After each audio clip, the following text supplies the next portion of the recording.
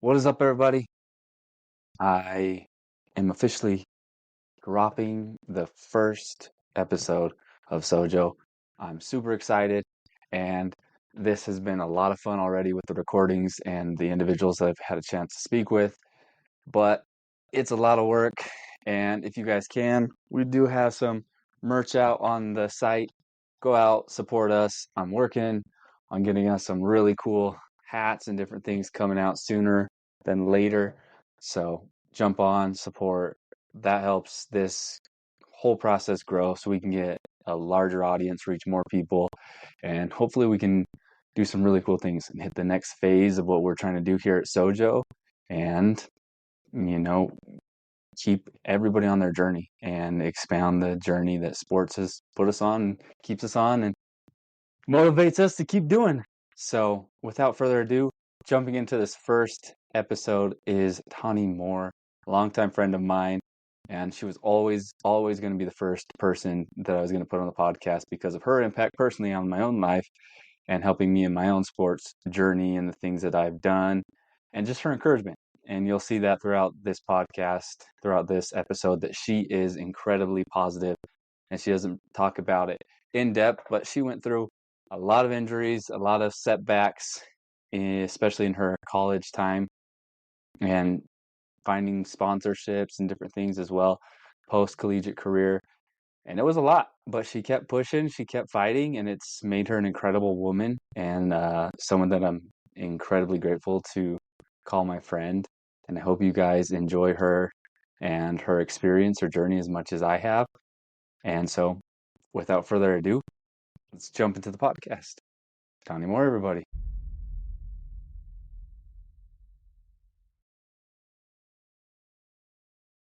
All right, welcome everybody out to Sojo, here for another great episode for all you listeners. So here today I have Tawnie Moore. Tawnie Moore was a collegiate hurdler, Olympic trials participant, and she's also currently wearing the jersey of owner of her own marketing firm, Go the Distance Marketing.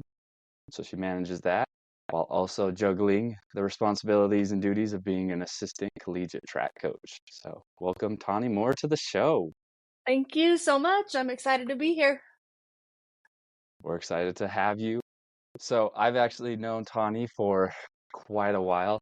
So this was whenever I got this whole podcast up in the air. I knew Tawnie was somebody that I wanted to bring onto the show because I think her journey is something super unique that I want everybody to be able to listen to and be a part of.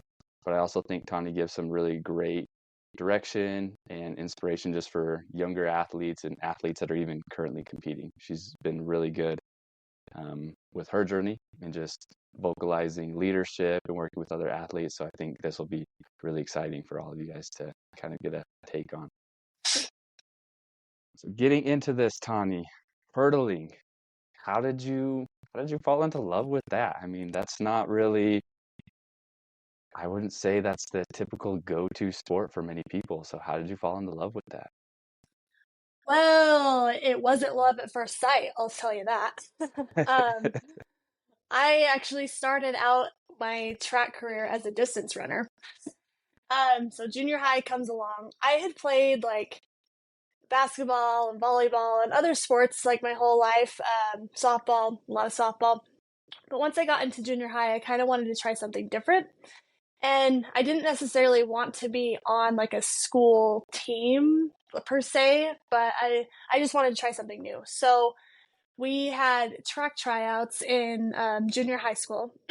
And typically, I don't know if you don't know how junior high school works, junior high track, people just kind of show up and the coaches just put people wherever, where they feel like they can make some points at districts or people that they think would be good in an event. It's just kind of as an introductory sport, I guess.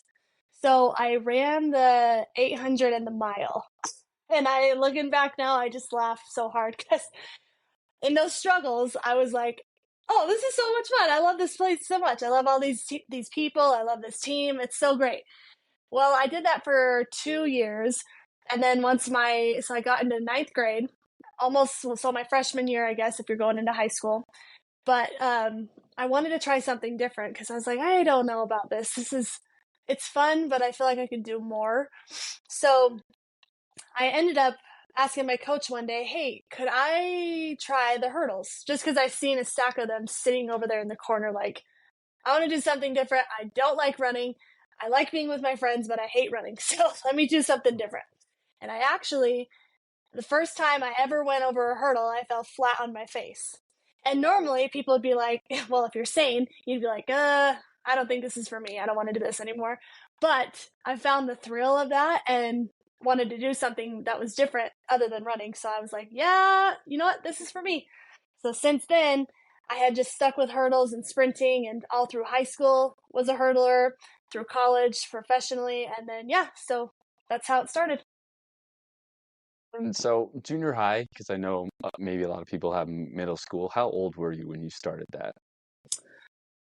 I think I was around 12, 11, 12, somewhere around there. Yeah, so pretty Yeah. young, pretty young. I think that's, yeah, about that time. So So up to that point, before you were 12, was there any other sports that you did growing up, or was track really the first thing that you started going at? I was really into softball. Basically since I was really, really little, playing t-ball all the way up through elementary school. I focused on softball just because I had a team in my town that had all my friends on there. So my friend's dad was the coach. We'd always have fun with it. It was really fun, but I didn't really love the aspect of like playing with a different team once I got into junior high school because I really enjoyed the girls that I played with, and most of them were going to stop playing anyways. So, yeah. So was it, as at least growing up, you're playing a lot of softball. Was that really a hard decision for you to just kind of walk away from softball, or was that not so much a big deal for you at the time? Mm, I think because I was so young, I wasn't as attached to it. It wasn't a big deal. When I went from being in elementary school into junior high school, it was such a big transition. Anyways, I think at that point I was kind of looking for something new.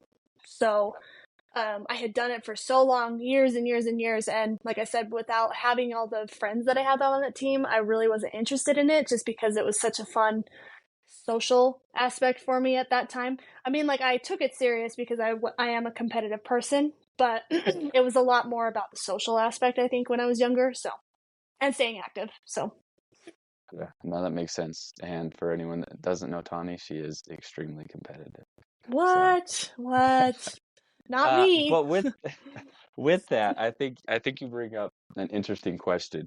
So I like to ask people, who really brought them into their sport or who introduced it to them.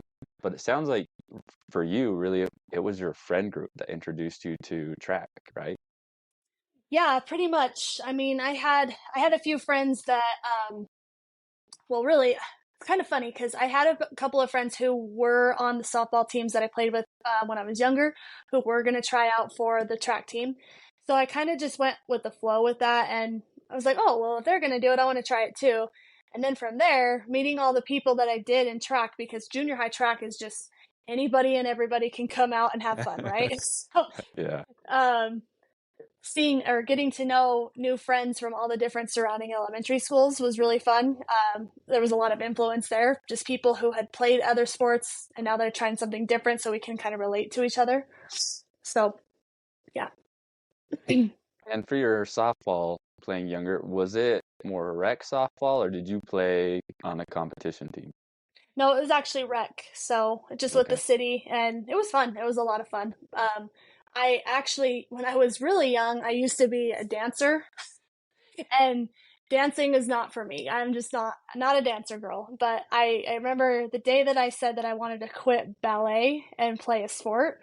My both my parents were like, "All right, whatever." So they were kind of the ones that brought me into the sports with as far as that goes. But yeah, So did your parents have a background in sport that kind of drove you to participating in, dance, softball, and kind of getting into some of those things?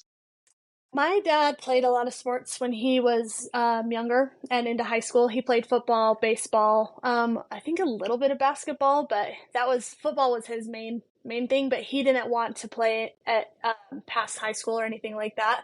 I grew up in a sports family. We just love to watch sports. My mom, she played a little bit of tennis when she was younger, but nothing like too serious. But I did grow up watching a lot of football, so sports was kind of just a familiar territory for me. So And from the sounds of, I feel like, and obviously I know you to a point, so I know your background a little, but for those that are listening, your background with your parents, did you feel like sports was something that was kind of pushed on you, like you needed to play it, or was it really just for fun, something get out there, just be active? Like, how did it feel for you as a kid?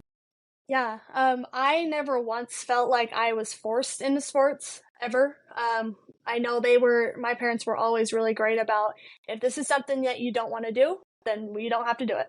So there was never any pushing, never stress, never you have to stay in this because I want you to. There was never anything like that. And I think that that's an important factor to have as a parent because I mean, I don't have kids, but I know plenty of people who sports were forced onto them as children and it led them to kind of have a distaste for it in their later years. So, So do you think that dynamic did change ever from, doing dance to softball to eventually all your track years?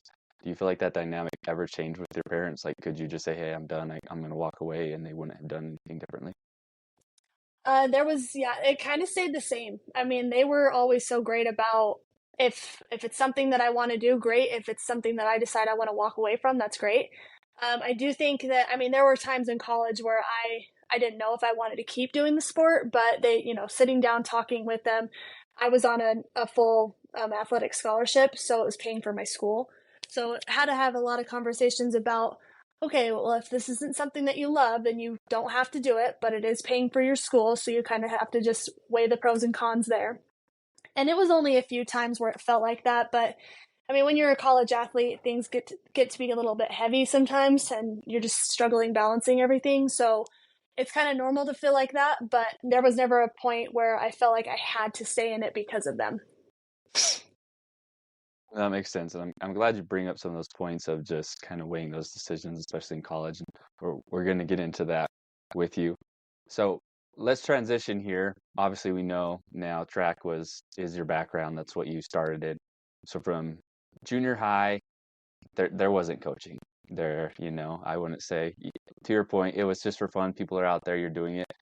So, what kept you going from junior high to high school outside? Because did all your friends continue doing track from junior high to high school? Did that whole group keep going and so you just flowed with it, or how did that kind of go for you? No, so I think it was that first year, so seventh grade year. I had a few people from the team, from my softball team, who wanted to run, and from there, they kind of just broke off and did their own thing. So for me, I discovered a lot of love for self improvement. And regardless of being in the mile or being in the 800 or whatever I was doing at the time, seeing progress week after week with the meets was something that I discovered like, oh, this is fun because I'm the one that's in charge of that. I'm the one that's putting the effort in to make these times happen, to make this, all of this stuff happen. I wanted to qualify for districts at the time. I think it's qualification. That's how it works. But I wanted to be a part of districts so bad. So I worked really hard to be a part of that. And I loved that. I discovered a way to keep going even though I didn't have a group of friends to keep me in there. And I think that gave me a lot of independence and a lot of self-reliance at a young age, which I'm really grateful for. And so I love that you say you discovered this. There's a lot of self-discovery there, especially in a sport like track, because you have the aspect of you're on a team, but it's also very individual on your Mm-hmm. results and what you're doing. So getting into high school, you now have a more competitive environment. You have coaches, you have a larger team, things like that. So tell us a little bit about your mindset now going into high school and how you viewed track and how you kind of progressed with it. Yeah, so I kind of, that first year, so my sophomore year, I kind of just had the same mindset of let's just go and see what I can do with this. There was never once a thought, my first 2 years of high school, I never once thought, oh, I'm going to do this in college. Like that's the goal. I'm going no matter what, whatever that. I just kind of had this mindset of like, I know that I can keep improving my times because I keep putting in the work. So let's just see what I can do with it, right? So we did have an indoor track club kind of. Um, I went to it a couple of times, but it wasn't really super serious and intense. So I started competing in a couple of indoor meets as a sophomore, and getting to see these college tracks was it was just like eye opening. I remember going to Utah State. I remember going to BYU. I remember Weber State and seeing all of these really beautiful facilities. Like, oh, this is actually a sport. Like, this is a real thing, not just a high school, junior high kind of for fun kind of thing.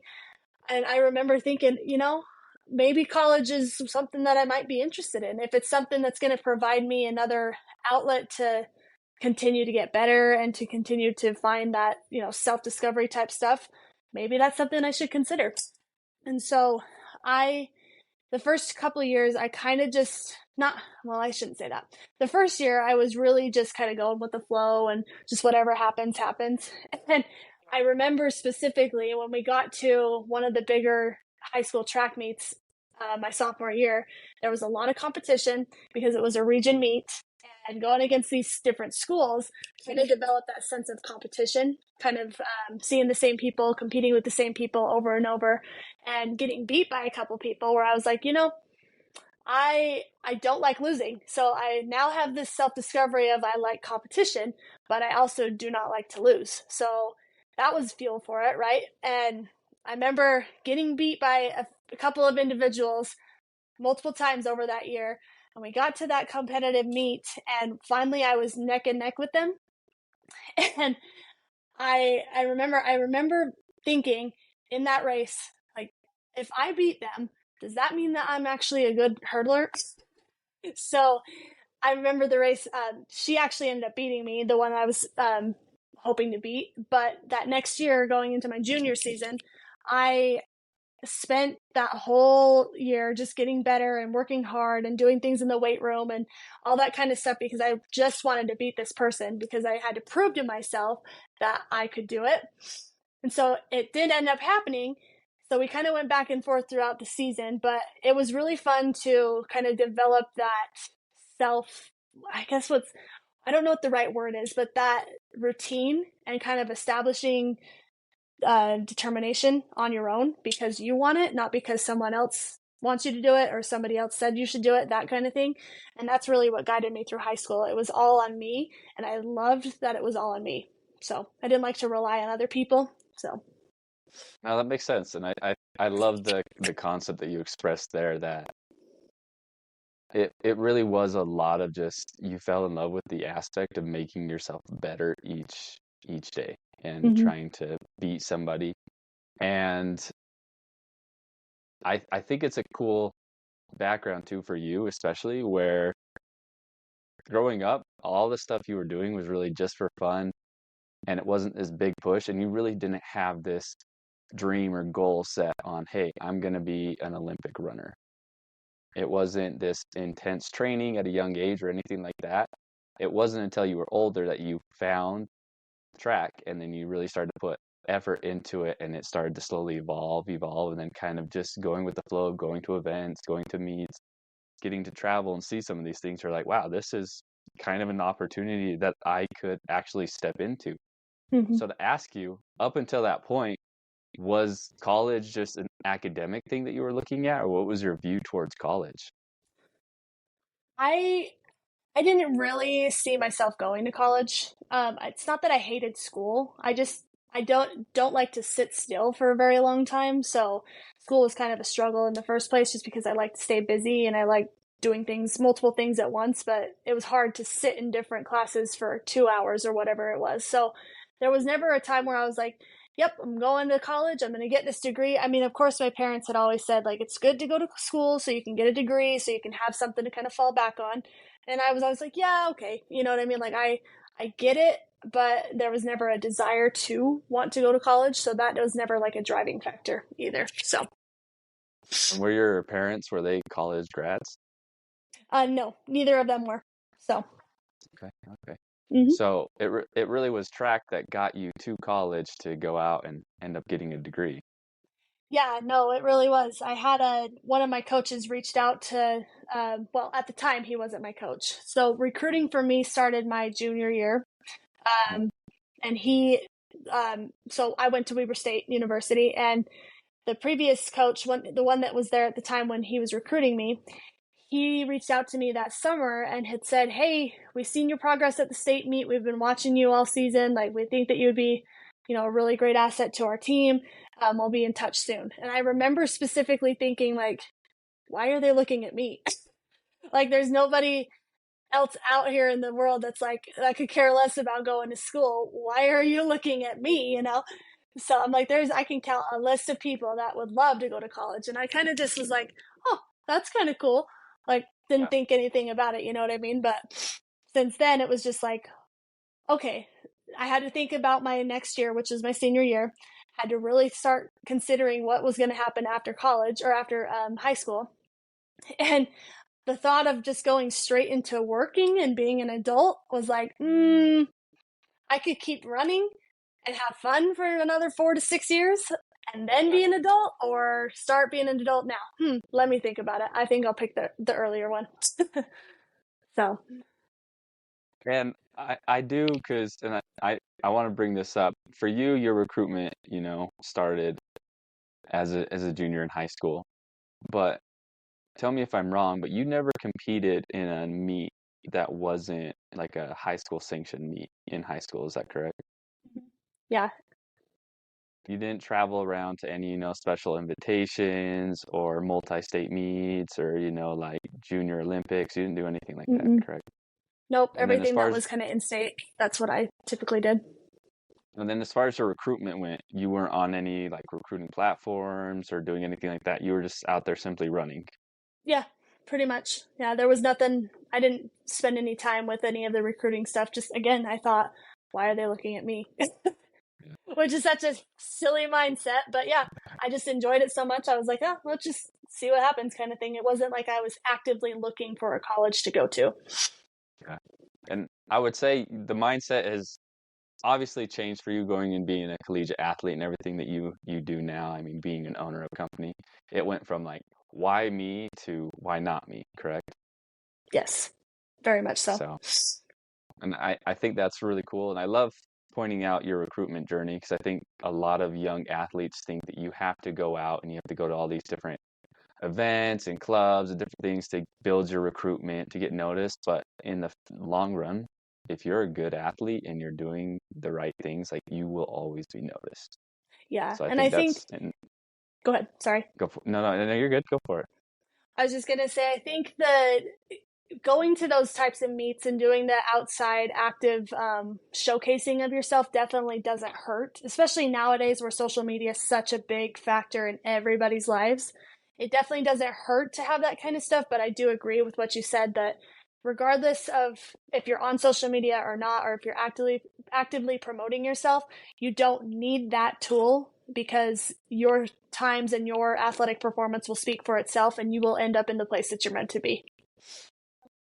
And I think kind of segueing into a different thought, but I love hearing your upbringing and kind of your story on sports because if I were to ask you, do you feel like you were a kid growing up? I think you would say, yeah. You feel like Mm-hmm. you had a childhood, you got to do things.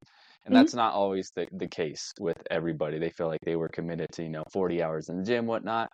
And so I like the aspect too that even in high school, I agree. You can go travel to all those different events and maybe you would have got an offer from, you could say, a bigger, more prestigious university, whatnot. But it didn't matter. Like you still ended up being a collegiate athlete and having a great career and doing all the things that you got to do while also enjoying your weekends and spending Mm-hmm. time with your friends and family instead of traveling across the country, which has its pros and its cons. Yeah. So, Yep.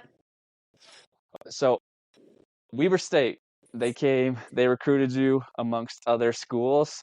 I mean, what was it? What was it about Weber State that got Tawnie Moore to pick them over everybody else?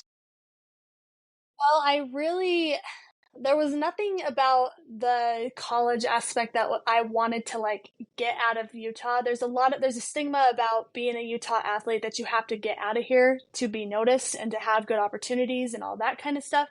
I didn't believe that. I thought that no matter where you are, you just make the best of it, make the most of wherever you end up being. Then you're going to do, you're going to be happy with what you do. And I know that that's not the case for everybody, but in my experience and my my experience with being a college athlete, if I would have chose one side or the other somewhere else, another university to go to, I would have missed out on so many community events, so many opportunities to network within my community. I feel like I have a big pull within our group of athletes here in Utah. I do feel like I have reach from northern to southern Utah, whether that's high school, whether that's junior high school, whether that's college, whatever it is. If I would have went out of state, then I would not have that. I would not have what I have today. And I think it's important that we really focus. We need to put more focus on Utah athletes in general. I know that like Utah high school football is on the rise, right? Like there's so many more opportunities for high school football players now. And I think that we need to do the same thing with track. Utah is a state that is often overlooked just because it's not Texas, it's not California, it's not Florida, where these big meets and these big schools are. And that's fine, but like a lot of coaches and a lot of programs overlook athletes and people here in general just because of the stigma behind Utah, whatever that is. And I think it's, for me, staying here and going to Weber was kind of, I don't know, I don't want to say always the dream, but like the second that that coach had emailed me, I really liked that he took the time to personally write to me instead of just kind of sending a random generic email or generic pamphlet in the mail or whatever it was, because there was a lot of colleges that were trying to recruit me at the time and they just sent like a blanket brochure kind of thing, and like, okay, that's cool, thanks for mailing it to me, whatever. But the fact that they took the time to personally reach out to me and make me feel like, important because they were watching me, they were watching the progress, they want me there, all that kind of stuff. That was really the trigger for me. Other coaches were great too, and I'm not trying to down talk on anybody's coaching or recruiting abilities, but I think that the way that you approach your opportunities, whatever that is, you have to settle with what decision you make, right? So if you go out of state and you're good with that, then you have to be good with that and make the most of that moment. If you are in state, you have to also do the same thing and take every opportunity that you can to make the best of it too. Don't sit here going to whichever place that gives you the offer and then you sit and say, oh well, what if, oh what if I could do this, or what if I would have had that, you know what I mean? Because if you get caught up in the what ifs, then you can't sit here and enjoy the moment and you can't make the most of it too. So Makes complete sense. So yeah. picking that, going to Weber State, you get up there, local to the area. What was it like going from that transition from high school track to collegiate track? Oh my gosh. I remember my first day of practice, I cried like a baby because it was hard. It was so Yeah, hard. Like I kind of just went in with this mindset of it was all kind of the same as far as workouts go. Like you do a couple runs here, a couple practices over hurdles or whatever it is, and then you're done for the day. I had no idea the world that I was stepping into was so involved, so enveloped, and it was day in and day out too. It wasn't just a 2 hours after high school or after school kind of thing. It's like a 4 hour day in day out ordeal where you're in the weight room, you're in the on the track, you're doing nutrition, you're doing school too. There's so many components that come into play that you kind of get shell shocked a little bit. And I remember that first year thinking, what am I doing? What am I getting myself into? Do I really love this as much as I think I do? You know what I mean? Um, but just like with anything, it's a shock at first, but you have to just kind of go with the flow, let some things be uncomfortable because that's how you grow, right? You can't expect to become a world-class athlete if you just do high school track workouts all the time. You know what I'm saying? So, just have to be open to change and willing to adapt. as far as that change, to your point, in high school, you're running, especially how your career was, you're just running after school and that was it. Did it really feel like college track became a like a job that you were doing day in and day out? There were times it did feel like a job, and I think those were the moments where everything just kind of felt overwhelming. Yeah. Where school was just a little bit more heavy. Maybe it was around like finals times, where I had a lot of assignments going on. Maybe practices weren't going as well as I thought, that kind of thing. So when you get caught up in those moments where maybe things aren't going the way that you thought they were going to go, that's where it kind of felt like a job, just because you're not enjoying the highs at the moment. You're kind of stuck in the lows. But I think with those lows, you kind of have to feel those to experience the high, the thrill of the high. You know what I mean? And it doesn't last forever. Like finals weekends, big assignments and big projects, and it's not the end of the world, that kind of thing. But I would say yes, it does overall in general kind of feel like a job, just because you're there every day and you have a job to do. You have to be better, you have to improve, you have to get faster, all those kinds of things. So you have to put in the work to do better, just like with any job. So throughout the journey with track, you talk about junior high, it was just something kind of almost on a whim, but it was fun. In high school, it was fun. You found this competitive. Did you keep that fun aspect with you in college as well? Oh yeah. Yeah. I think there was more, I can't say one was more fun than the other, just because you're in different stages of your life, right? When you're high school, that's your friends that you grew up with, or friends that you've been around for so long. And then when you get to college, you meet new people that you've never met before. They're from different states, they're sometimes from different countries. So you get those experiences and those input from people that maybe you don't agree with, or maybe you do agree with and you don't know that you agree with them. There's a lot of adversity that comes with college, but I think that that's what makes it fun, because you kind of learn how to adapt to situations that you're uncomfortable with, or not know how to navigate. And again, just that growth component. And with track, especially, there's so much room for uncomfortable situations, just because you're just not used to that. It's not familiar. So when you get to that point, the fun of it just becomes a different type of fun. Kind of learning to navigate things, growing up, getting a little bit more mature, that kind of stuff. And with that fun, because I would hope whatever you're doing, you enjoy it, obviously, and then when you don't, maybe that's when you put it and hang it up. How was it to balance the academic side of things with collegiate track and everything else? To your point, you talk about the highs and lows, the struggles. Like, how was it to have finals week and then maybe also be going through an injury? Yeah, so it kind of just depends on the situation. For me personally, I looked at the academic side of things to be my escape from track. Not that I didn't enjoy it. It was just Yeah. when you get caught up in being there for 4 hours a day, it's kind of like, okay, I need something else. I need to move on to something else. So I tried to look at those because I'm a really task oriented person. So I would try to set up my days where it was like, okay, 8 o'clock to 12 is my class time, and then my practice time is from 1 to 4. Then my nighttime, I do all my, studying stuff. But I think you just have to, again, kind of be willing to kind of ebb and flow with how things go. So, for example, like finals week during the during winter. So we usually would have a track meet coming up that first or second week of December, and we'd be right in the middle of all the finals too. So it was always a really stressful time.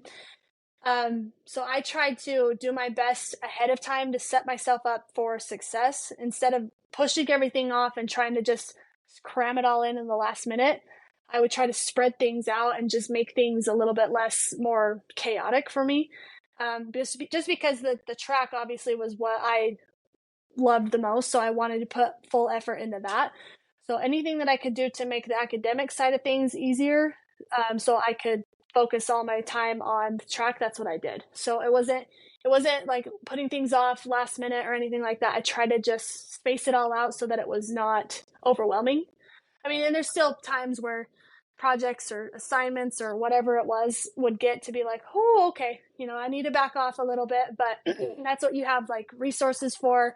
There's tutoring options, there's study hall hours, there's so many things that you can do to help minimize that load, which is what I loved about Weber too. There was so many things that I could utilize up there, where if there was ever any time where I felt like it was too much or I was overloaded, I could go and kind of get some help with the academic side or the athletic side, and everything would be fine. I think you say something really interesting that I don't think I've heard many people say, but academics actually was kind of like an escape for you, which I think Mm-hmm. is a interesting mindset because most athletes that I've been around and heard, academics was more of something that was in the way of doing more sport or going to practice or training or different things like that. So I like Yeah, that. yeah. I think the way that I tried to look at it, as I was being more and more involved with track, I didn't want that to be the only thing that I was focused on. Like, I loved it Mhm. and wanted to be a part of it, and had the goals and all that stuff, but in my mind, if I had put so much like focus on the sport just to have something, maybe let's say I didn't run well at a meet, or I didn't run well at this big competition, or whatever the case may be, I didn't want all of my focus to be on that specific day. And I had when I had other things that I could also be focusing on too, to kind of just keep a level head about everything, because as athletes we do put so much emotion into our performances. And that was kind of a way for me to kind of keep it even, keep it balanced. Because, I mean, again, like, the highs are high, the lows are low. And if you can find a way to kind of streamline everything and keep everything in the middle, then you won't experience, heartbreak or whatever the case may be. So just trying to keep a level head is what I mean by that. Oh, I think that's great, just advice for individuals out there in sports. So right now, you're owner of your own marketing business. So explain to me, how do we go from collegiate hurdler to owning your own business, doing marketing? Like, what's the chunk there that we're missing? Whew, strap in, because there's a lot. um, Okay, so let's see. So 2018 was when I was supposed to graduate and just be done with college. Well, that spring, I ended up having an injury in my foot, and it allowed me to, well, I wasn't able to walk, so I couldn't do anything about that. um, so lucky for me, I had 1 year of eligibility left, or 1 year of outdoor eligibility. So I was actually done with my undergraduate degree that spring. So I had to choose literally that week if I wanted to go into, double majoring, or if I wanted to get a professional degree, whatever that case may be. So I just decided to take the professional communications degree, master's degree up there, since it was a 2 year program, but since I had 1 year of eligibility left, I was crazy and shoved it all into 1 year.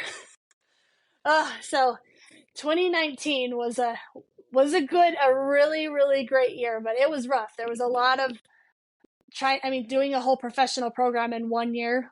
It was a lot. But with that being said, so that kind of pushed me into a little bit of marketing, because I had internships with a couple of different companies. I used to work for a running company um, that was local to me, and I did a lot of social media for them, email marketing, just all of the print advertising, everything that has to do with advertising for a company. That's what I was in charge of. And so that kind of led me into working with a couple other companies who were in that same block of businesses. So I worked with, I think, 4 or 5 different companies in that span of time. So just because I didn't have enough on my plate with a master's degree and being a track athlete, I wanted to add more to it, right? So I had all of these internships type stuff and things that I had to shove in all in one semester. But I really enjoyed the aspect of just helping small businesses. I think that there was a lot of opportunity in Ogden, the Ogden area, where companies just aren't getting the reach that they want. So, and primarily it was just because they didn't have someone to take on that role, right? Most of them were small business owners who have been doing it for years. They didn't have time to bring in somebody else to train them and teach them or all that kind of stuff. So, I finished my degree in 2019 um, and competed through that summer. Yeah, I competed in a couple of races that summer, was still doing the internships, and then I kind of fell into a job with that running company. So I just kind of took that more, it was full time ish, but I was there, salesperson and marketing at the same time. So that was kind of my post college job, just going into that. I was still racing, still competing, still training and all that kind of stuff. And then the big 2020 hit, and we are all aware of what happened in 2020, so we don't need to elaborate on that. But that year was just spent kind of just discovering, okay, literally my whole entire life, so to say, was just taken away from me. Because I mean, I can't go compete, I can't go do this, I can't even go to a track, I can't do anything with the thing that I have been doing for 6 years. So that kind Right. of going back to what I said earlier, putting all of my attention on one thing can really it was going to be damaging in college. So I try to carry those same principles into the post collegiate years. And especially with this year, it kind of just, it was, even if I didn't want it to, it showed me, it slapped me in the face, like, you can't put all your eggs in one basket kind of thing. Um, so I spent that year just training a little bit because my goal at that point was to compete at the Olympic trials, which was supposed to be in 2020. Of course, it got postponed to the following year. So I'm like, well, if I just do what I can, stay active, stay in shape, do whatever I can, go to whatever facilities I can make it to, we'll be fine. It'll be good. I'll just work this job and then we'll just kind of see how things go moving from there. So I trained professionally with a company. They were my sponsor for a year and a half, I think. So that took me from the summer of 2020 all the way into 21. Yeah, summer 21 when the Olympic trials happened. So unfortunately, I didn't get to race that many times just because of all the restrictions with the COVID-19 virus and all that kind of stuff.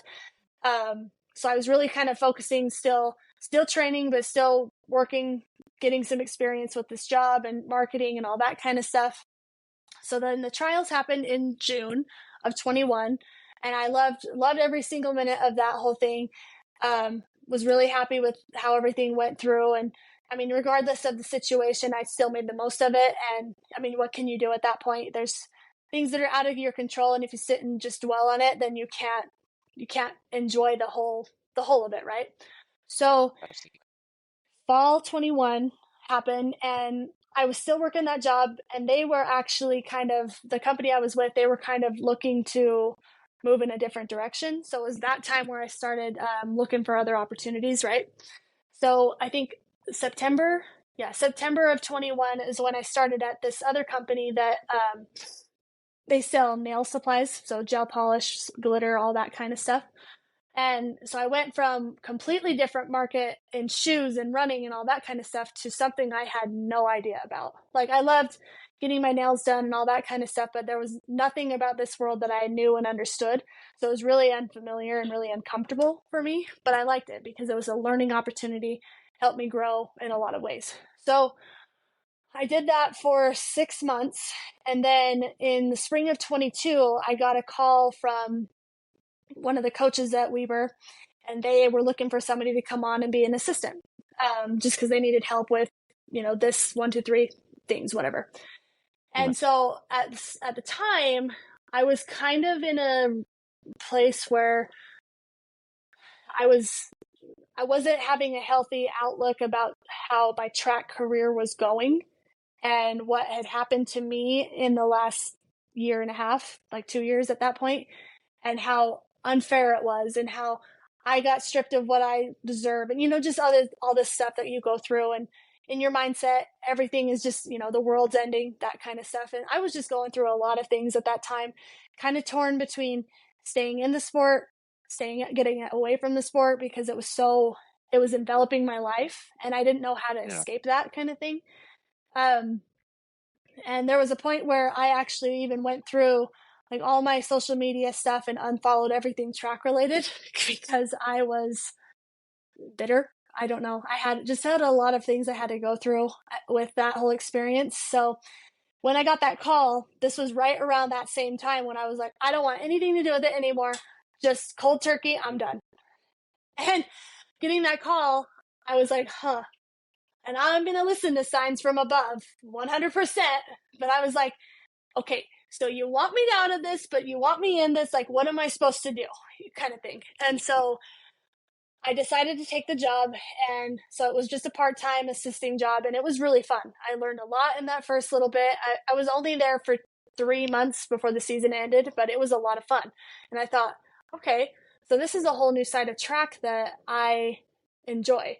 But I also like doing my marketing stuff. So I'm kind of thinking maybe if I start a business doing marketing on the side, and then I can be an assistant coach and I can still have the best of both worlds, but not be so focused on one or the other. So spring of 22, I started Go the Distance Marketing, which allowed me to work with companies that were small businesses who were kind of just trying to step up into that next level, optimizing their marketing strategies, whether that's email, social media, whatever that looks like for them. And then just looking to work with people that might not, again, have the time to do those things, but are willing to hire someone to take care of those little day-to-day tasks that people don't care for. You know what I mean? So that's how the business started, because I still needed something that was going to keep me outside of track and let me have some focus elsewhere. But it's worked out great so far. This is year two. Yeah, this was going into year three doing this business, and I love it. I really do enjoy it. It's a lot. It's showed me a lot, taught me a lot, and it's been a lot of fun working with different business owners. So that's the extended version of that story. No, I appreciate all the details. And so now we're here to where you currently are. Gotta ask, so is track still something that you're training for, running for, or are you just full time into coaching now? So this last year, I kind of had to do some evaluation of what's important to me. There was an opportunity with we had some coaching changes at Weber, and I wasn't sure how involved I was going to be at this point because we had a new coach coming in, and I didn't realize at the time, but I was super super involved, which has been so great, so fun. I It's turned more into like a full-time position, which I didn't think that I would want it to be like that, but I do after seeing the experiences and getting to work with the athletes on a different level, and having ownership of a group is a big deal, and it's been really fun. So for me, the coaching side is where I want to focus on. So I'm kind of trying to transition out of the marketing now and more so into the coaching. And with that being said, if I have more focus on or more time being up there as a full-time assistant, then I would be able to train more and have more focus on that. But for me, track now, it's more about just enjoying it and loving it more so than have to hit these times and have to do good and I have to compete at these meets and I have to do this and this, because at that point now it would be a job, and I don't want it to be a job. I want it to be fun. I want to love it. I want to enjoy it. There's been a couple of years since then that I have just competed in a couple of meets here and there, and it's been so fun.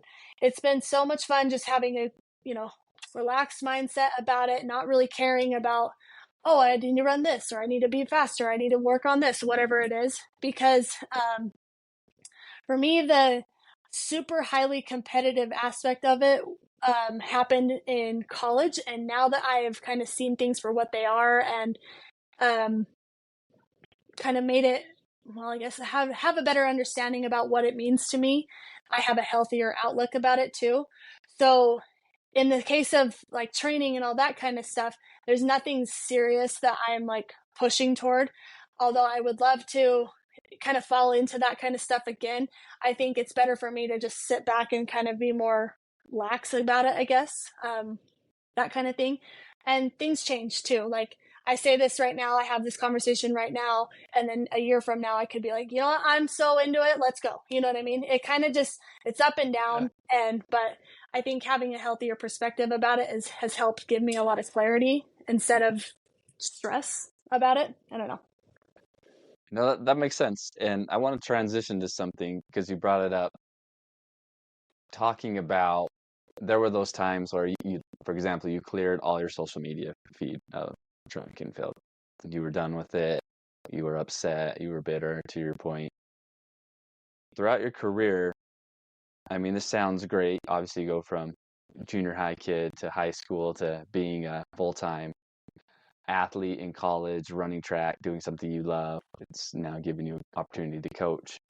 But what were some of those harder moments that you went through? Did you have some serious, you talked to one about one injury you had with your foot, but how was it on your body? What were some of those injuries that you went through, some of those hard moments? Like, tell us about some of those things. Yeah. So I'll kind of reverse and go back to college. So my my 2018 injury was a quarter fracture in my calcaneus bone, and a quarter inch doesn't sound like it would be a problem, but it was. So I couldn't walk, like I said, so I had to be in a boot for 6 months, I believe. So I couldn't start walking or training on it again until that fall, so November. So as you can imagine, being off of one leg, it's weak. It doesn't have muscular, definition as the same as the other one, and you're kind of behind in that sense. So I it was hard to get back into it just because of the physical implications that came with it. My Achilles tendon had a hard time recovering. My ankle had a hard time just because I was in a stiff boot for so long. I lost a little bit of mobility.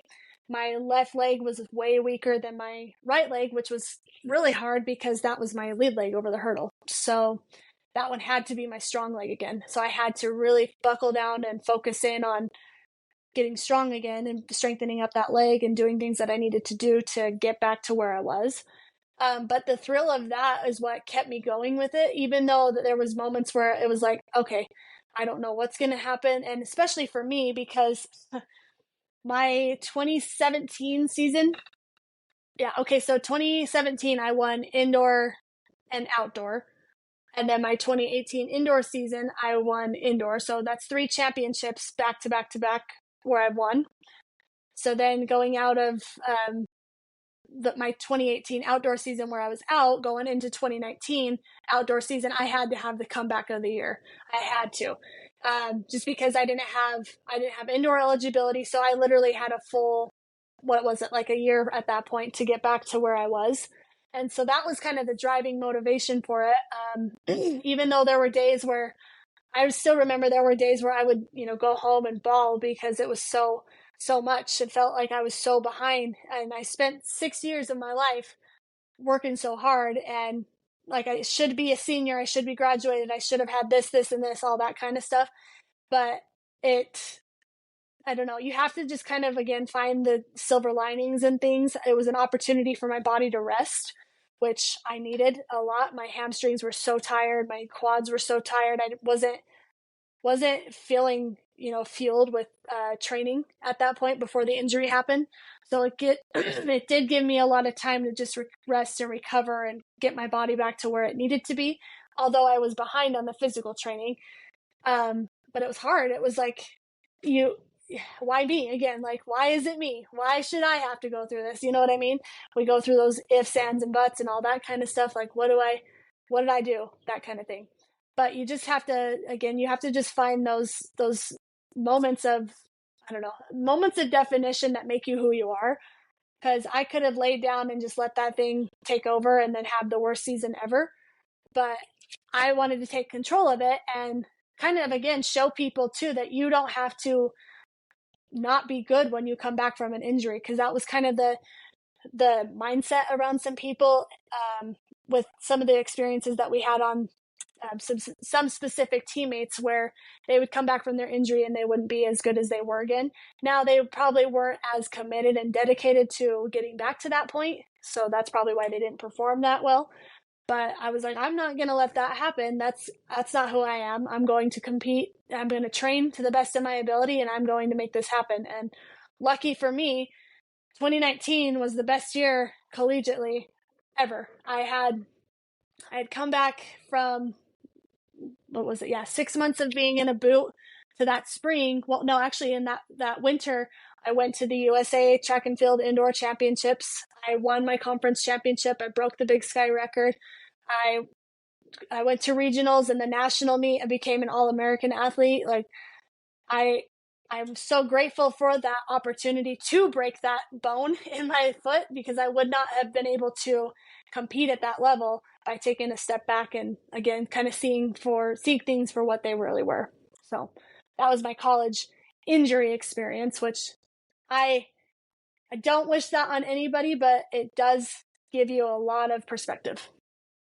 Isn't it, to your point, being injured, what does it feel like to be on the team when you're injured, everybody else is competing. I mean, I've talked to other athletes. I have my own experiences, which how I think about situations. But I mean, people say that it can be a really dark place. You can really go and have some difficult thoughts. It's a lot of mental Mm-hmm. aspects that come into play. Like, how can you? I mean, just tell us a little bit more about it. What is it like there? How did you get out of it? To your point, you had other teammates that got injured and they Mm-hmm. didn't come back as strong. You didn't feel like the commitment was there. How did you kind of work through that? Yeah. I I mean, everybody here knows those times where you get into those dark spots and those dark places and it seems like you can't get out of it. Um it's hard watching your teammates sit there and keep doing, daily progress and they get better and you're just over here stuck on the bike or stuck on the elliptical machine or whatever the case may be, you're in the pool. Um but I just think of it, I try to, I mean, again, when you're in those moments, it's really hard to have clarity and hard to see straight, right? But I think you have to just keep in mind that you can't control what other people are doing and you can only control the effort that you put in. So, regardless of being on the track or being in the pool or being on the mountain, whatever it is, you have to give your best in everything that you do. Because if you sit there while you're in recovery mode in the pool or on the bike watching people, if you're going to sit there and sulk about it, then you're not going to get better. So, you're already putting yourself one day behind, if that makes sense. Um, and now I'm not here to say that it's, oh, you just turned your mindset around and it's easy and you get out of it and you're fine. Because that's not the Yeah. case. Like, it's hard. It's really hard to go through injuries. It's hard to come back from injuries. But the biggest thing that you can do is, I mean, you can control everything else outside of what happened to you, right? Like, you can take control of your core training, you can do stretching, you can do things differently, your hydration, your nutrition. So you got to look at those things as wins and not take the big thing that happened that puts you out as the big loss that's just going to set you back forever. You know what I mean? So again, it all just comes down to having a good perspective about your sport, and that no matter if you have an injury or if you could be injured at the bottom or you could be high on the top winning a conference championship, the world does not end here or up there. There's so much more beyond that you have to realize that, oh, this is just a momentary thing and it's going to pass and it's going to be fine. So, And everybody listening, hopefully you can tell Tawnie has an extremely positive mindset. As long as I've known her, she has always been very positive, and I think that's played well into her strengths and why she's been able to work through so many different challenges and injuries that she's kind of expressed here. But with that, do you think, or was there ever something at Weber State as far as the coaches or staff or other athletes? Was there some tools or people that helped you kind of push through roadblocks, through barriers, or do you wish oh there yeah, was more? I there's so many. I mean, there's a list of people that I would love to sit there and personally thank, right? Like, I mean, from the athletic trainers to the assistant trainers to the coaches to the athletes to the teammates, just there's so many people and so many um, programs out there that helped me get through all of that. Like, it was definitely not on my own. Like, from people spending, there was a particular situation where I used to hate taking ice baths, just as a funny example. And one of Big my fan. Not, not. no, no, no, no, no, nobody's a fan of that. Don't kid No. yourself. But one of my athletic trainers, she basically forced me into the tub. Not forced me, but she was like, you need to get in this and you need to see just how much of a difference it's going to make for your body. I promise you, you start doing this on a regular basis, it's going to help you. And I mean, I'm a little bit of a spitfire, so I would always be like, I'm not going to listen to what you say, like just stuff like that. And because I know better, right? Yeah. And okay, I said, okay, I'll just give this a shot. I just mostly didn't want to get into a tub of freezing cold water. But the funny thing is, I got into that tub and it just became a regular thing where I would just force myself again to be uncomfortable and to learn to be okay with being uncomfortable. And I'm not accrediting the ice baths themselves that made the difference, but it did contribute to the overall success of that year. So I'm like, okay, maybe she was right. So yeah, Maybe there's something there. maybe these trainers know what they're doing. Okay. Yeah, no, there's a list of athletic like ATs and assistants and so many different people that have helped along the way and that's what I think you got to learn too. You have to lean on those people and trust those people too. They're here to help you. Be open to that. Be willing to take advice. Be willing to learn and change and grow. Just because you've been so at that point for that story, I was in college for 3 years. I'm like, I'm not going to do that. I know what I'm doing. I can do better without that. Whatever. Like no matter how much experience you have, you're always going to be able to learn something new and try something new. So you have to be willing to adapt to that. That makes complete sense. And I love that you bring up the ATs and, a long list of people because here in Sojo, our big focus is building a community of athletes, fans, coaches, everybody to participate, learn together, share stories. And you talk about just staying in Utah, for example, you've been able to connect with so many people up and down the entire state. You talk about the ATs that helped you throughout your collegiate career, the different people like that you've been able to reach and talk with. And as far as that community has gone, is that community still something that you keep in contact with daily? I mean, are you reaching out to them, discussing things, seeing how they're going? Like, how does that relationship with that community still work for you today? Yeah, I mean, luckily in our sport, track and field is it's such a networking community in general. But I mean, just a few weeks ago, actually, I think, yeah, it was a couple months ago, actually, I just seen one of the ATs that helped me my freshman year. And he stopped me and he was, saying, hey, how's it going? And I, met with his wife and seen his kids, all that kind of stuff. And it's always just great to see those people and just see them doing well in life. And like, we're friends on Facebook. I'm friends with a lot of people on Instagram. When it comes to all that kind of stuff. And I mean, anywhere that I go when it's a track related event, like there's always somebody that I have come in contact with directly or indirectly through somebody else. And it's really great to have that, networking opportunity just because I could send people to them. Like if I know somebody in St. George, like, oh, she's the best AT down there, I could send you there, that kind of thing. Or, oh, I know somebody up in Logan or whatever the case may be. Having all those different outlets and networking opportunities, I can continue to help them grow as people or help people that I know get the tools that they need, that kind of thing. So yeah, I'm definitely still in touch with a lot of people that I've been in contact with over the years. Very cool. And I want to transition to this last little segment for you and just kind of rapid fire shoot some questions at you and see if we can learn some things here, get some good advice. So, pulling up this awesome list that we've developed. Mm-hmm. Let's throw this out at you, Tawnie, and kind of expound on this if you can for us. But have you seen, I guess in your instance, this will be more towards track, but have you seen track be able to uplift those around you? Oh yeah. Yeah. I think there's a lot of things to be said when you are working in competing in a individual team sport. We'll just call it that. Even though you are in a sport where it's all you, you put the effort in, you have the outcome that you put in, that kind of thing. When you're working with people constantly on a day-to-day basis where you see the struggles, you see the highs, you see the lows, I like to call it in the trenches with them. There's a lot to be said about like when you are going through something, like if it's something outside of track or if it's something with school or if it's something on the track, you have people that understand you and get it and who are there to help you and talk you through things and work through things and be those resources for you. And not only that, I think that the online um, track and field community is massive. There's so many Yeah. people out there. Like you could go and make a post and I bet you could get at least 50,000 people who agree to the same thing or who can relate to something.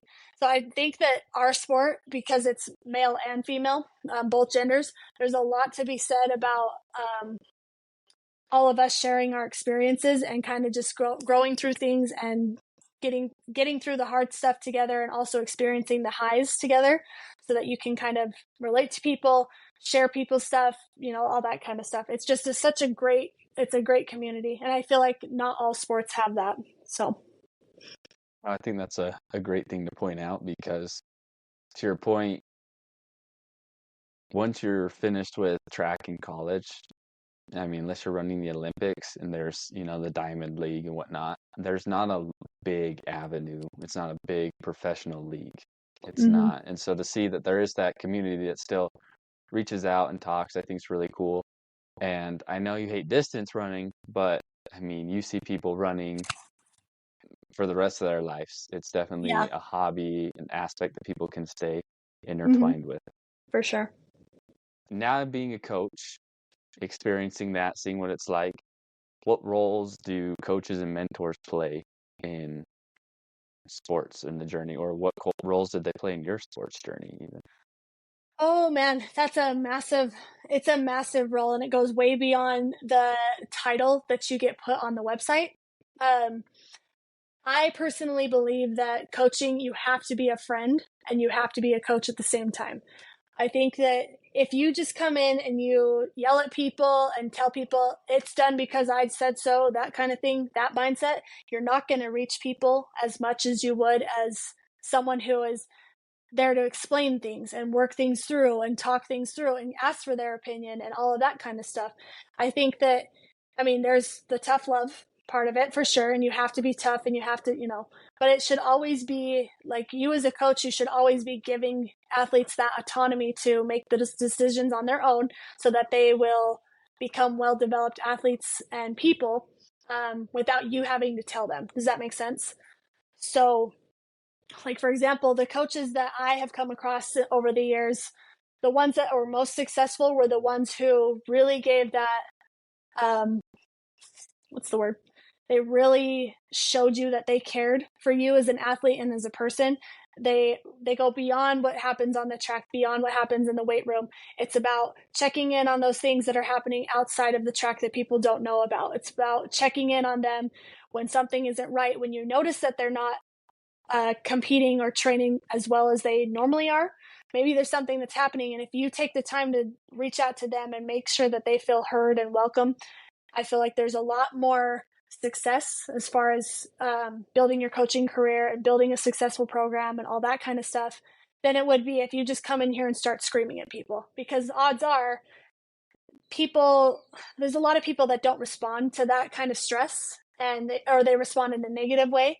So you're not really winning at that point. You're just wasting your energy, wasting your time, and you're not helping anybody get better. So why come in with a facade and try to be, some, I don't even know how to describe it, but be somebody big and mean and scary when you can have so much impact on people's lives by being their friend. Does that make sense? Yeah, no, I think that makes perfect sense. And to that point, do you feel like, I mean, you talk about junior high, everybody's there just running around, high school, whatnot, to college. I think a lot of perception is if you're a college coach, you know everything, you've been properly trained, you evaluate players the right way, athletes the right way. But do you think that that is the case, that all these coaches are getting the education, the training that they should have, not only at the collegiate level, but then at some of those sub levels as well? I don't think that everybody is, or every coach is properly trained. No. I do think that people do their best to be the best at their position, and whatever the case may be, whether that's I was a coach or I was an athlete in high school, and so I know this, and that, which is great. Um, or it's a college coach who's been in it for 30 plus years. I mean, with that being said, there's always something that you can learn, right? And I think that regardless of the lack of experience as far as years go, or or having full experience like that, like someone who has 30 years, I think that we can never be stuck in oh, I know everything. I know all there is to know about it. I've been in it. I've seen it all, that kind of thing. I think that having either side is a closed mindset, and there's always going to be a new opportunity for you to grow and develop as a coach, whether that is physically, mentally, working with people socially, emotionally, that kind of, there's so many things that come into play, right? And you're not going to always see and experience everything, regardless of what you say. So I think as long as you're doing your best to learn and to make changes as you see fit and not be stuck on, well, it's done like this by the book, so I'm going to do it like that. I think that's a better, a healthier perspective to attack it, because I'm not trying to say that you have to have world class coaching education to be a successful coach, because that's not true. You can be someone who competed in high school and knows about it and can come in here and do it the best you can and take the classes and do all that kind of stuff, and you can be the best person.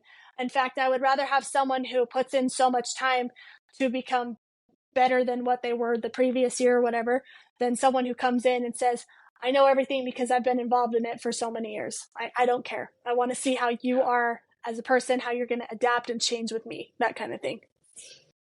And you bring up a good point here. Coaches do have a massive aspect, massive impact, which I completely agree with.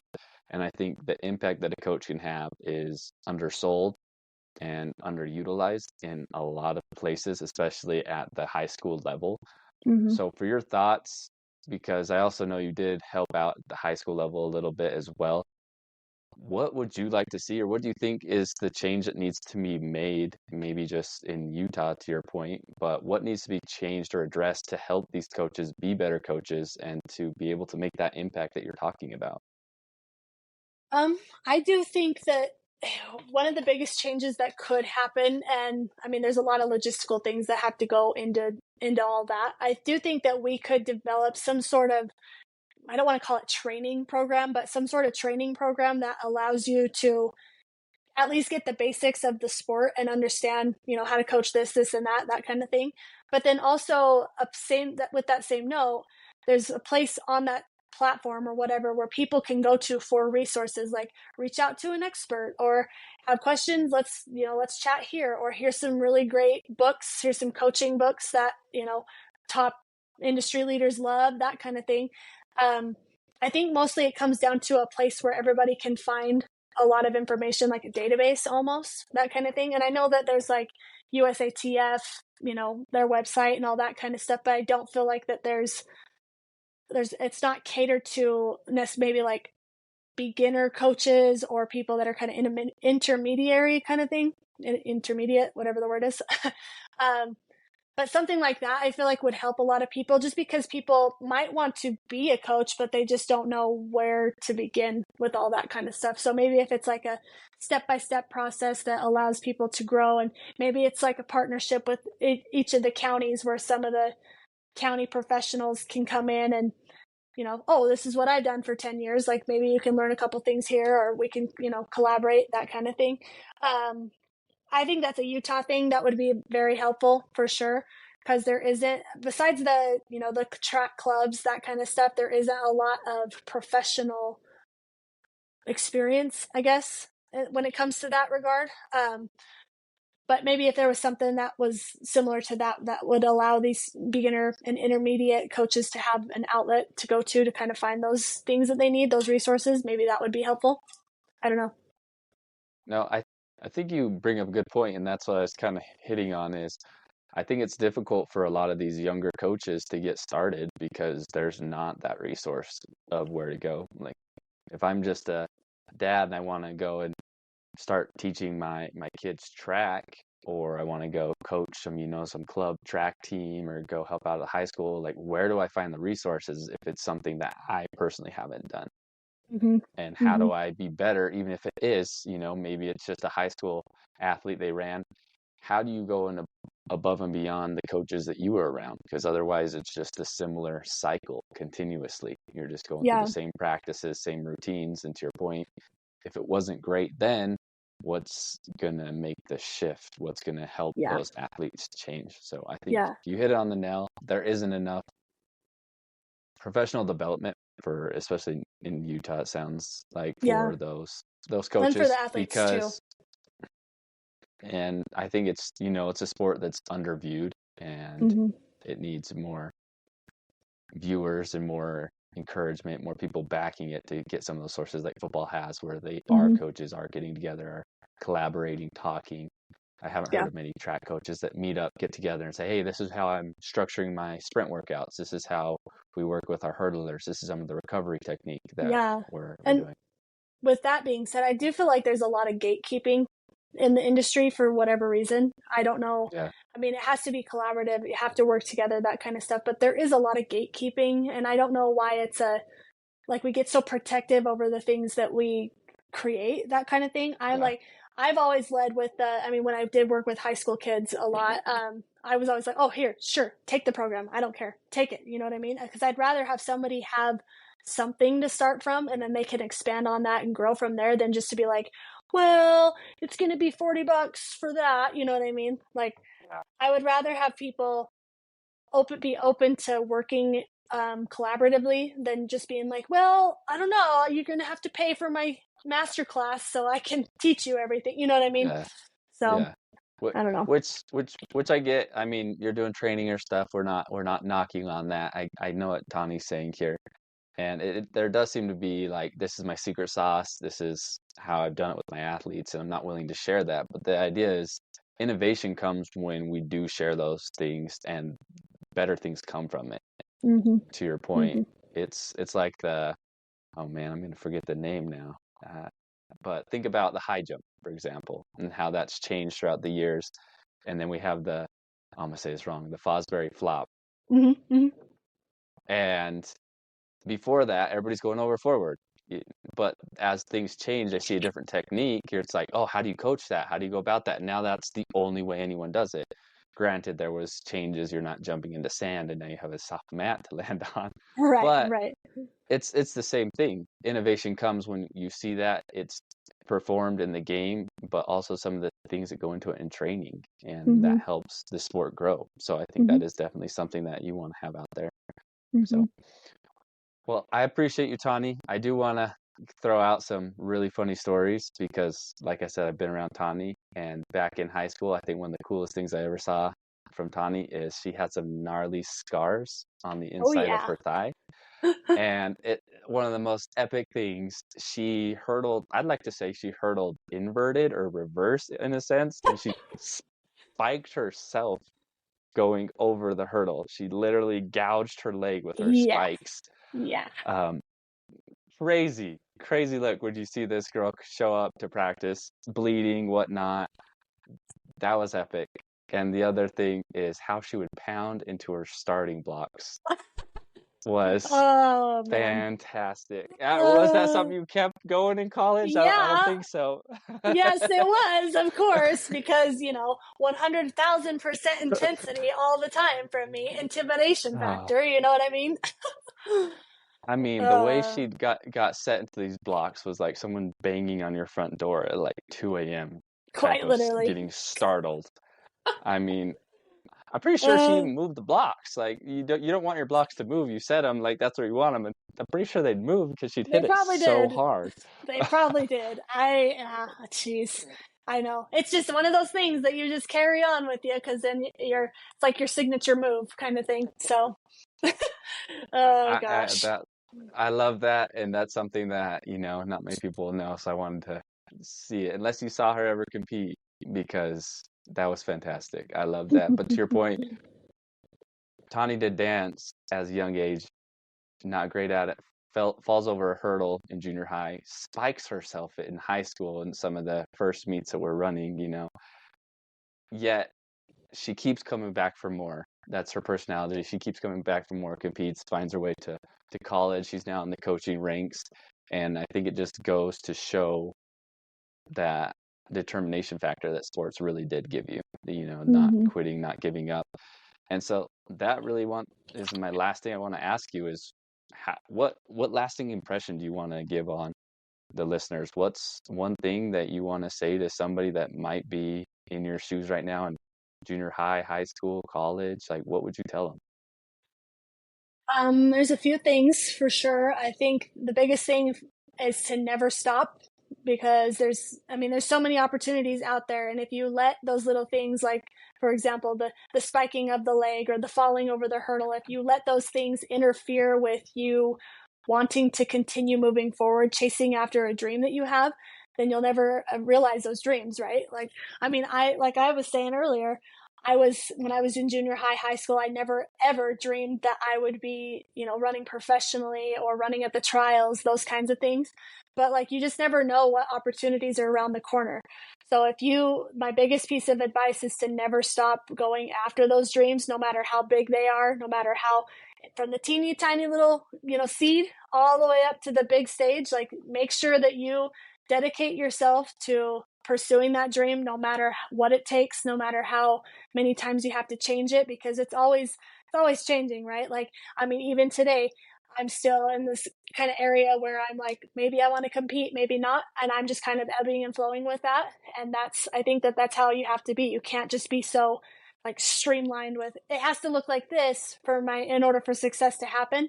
There's so many ways that success can happen, so just be able to adapt to that kind of stuff and make it happen by moving, ebbing and flowing with the way that the world works, that kind of thing.